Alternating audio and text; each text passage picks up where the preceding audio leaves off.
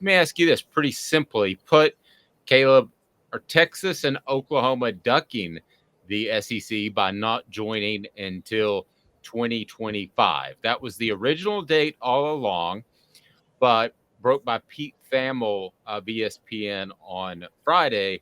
The two teams will not be joining until 2025. There had always been, and I was captive of this as well, the mindset that those two teams would join by 2024. I think even though it was announced 2025, I remember when it happened at SEC Media Days, there was always a thought that, no, this is probably going to happen earlier than that. But turns out it won't. So it's back to the original plan, but nobody really thought the original plan was going to stick. What do you make of Texas and Oklahoma not being in the SEC till 2025?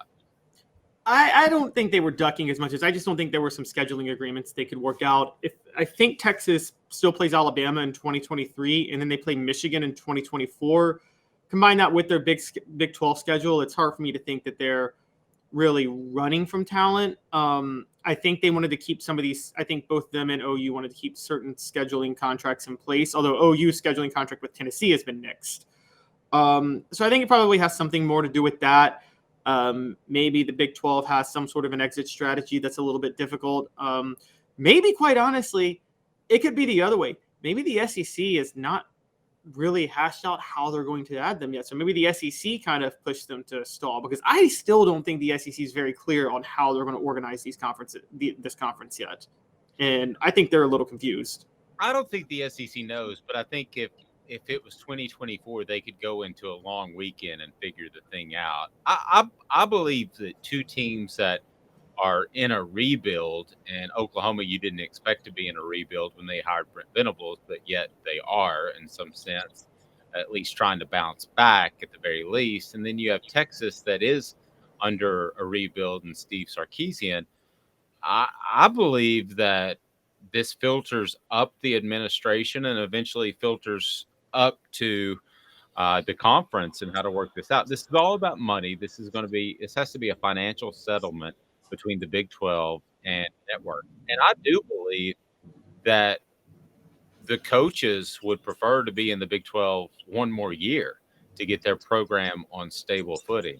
So I could easily see and do believe that coaches, Venables and Sarkisian, have likely expressed, hey, if it's 2025, that's fine. And when that filters up the chain, it eventually goes in decision-making mode. So ducking may be a strong word, but I don't have any question in my mind that the coaching staff and the football programs at those individual schools would be just fine with another season in the Big 12. So if you want to call it ducking or not, I think they are. I think that another year to rebuild those programs is exactly what they want.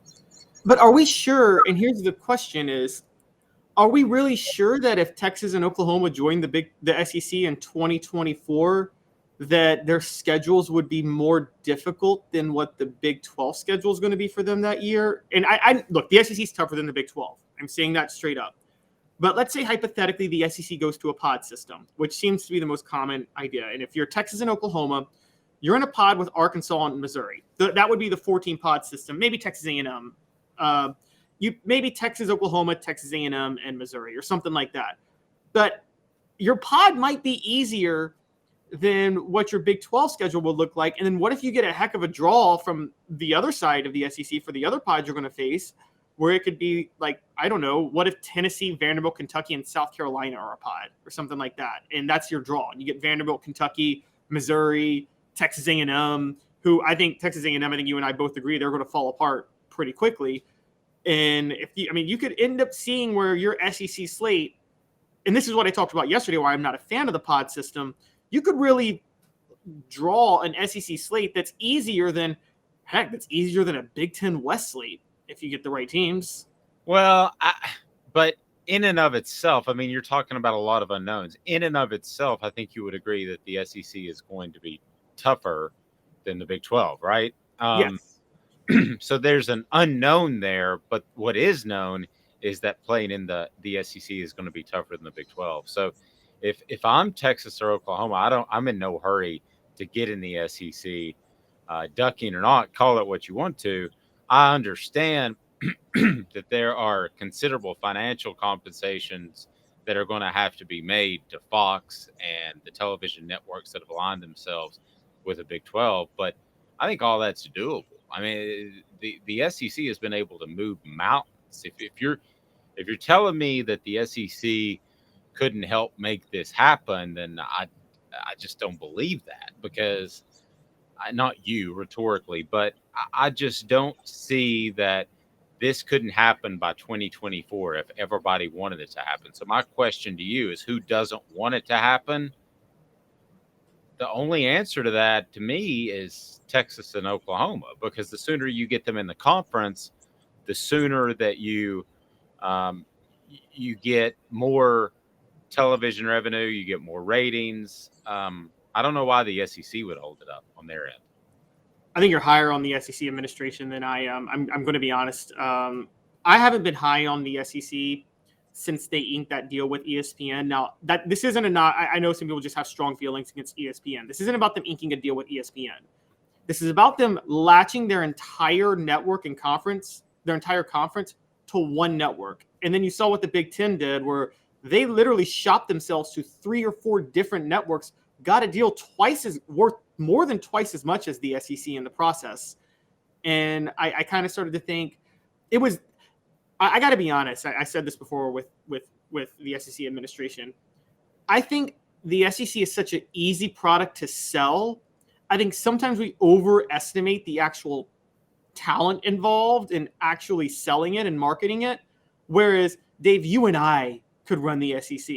There's just too much. There's just too many great brands in that conference where you don't really have to think that hard in trying to sell it.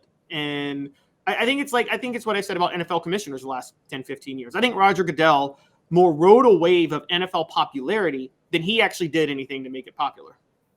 Yeah, I'm gonna have to, and we'll find out who's right. I'm gonna have to disagree on that. I think that you do align yourself with ESPN because it's so readily accessible. I think you help yourself in a number of ways. Now, I know that the Big Ten shopped itself, and that's all well and good, but ultimately, it's just one television contract, ups another. So, it just depends which year you check the financial dollars. But aside from the financial dollars, the exposure that ESPN provides is tremendous. I still think that even though ESPN has dipped, that 90% of us, when we want to see, if the Nets beat the Wizards, you go to ESPN. I still think that's your go-to. So if I'm the SEC, I want to be aligned with ESPN and ABC. Let's not forget. I mean, that's a pretty big network. So I want to be aligned with them. I think that it helps you in a number of ways, from an exposure standpoint all the way down to the Heisman Trophy, to teams in the college football playoff. Not to insinuate there would be politics there, but there are. I love the working with the ESPN, and if I had to choose between the two, I know it's more money, I would take that deal over the Big Ten deal. But so you would rather be with just ESPN and ABC? You think them alone, that affiliate, that you think Disney alone outweighs being with Fox, CBS, and NBC altogether, plus FS1 and FS2?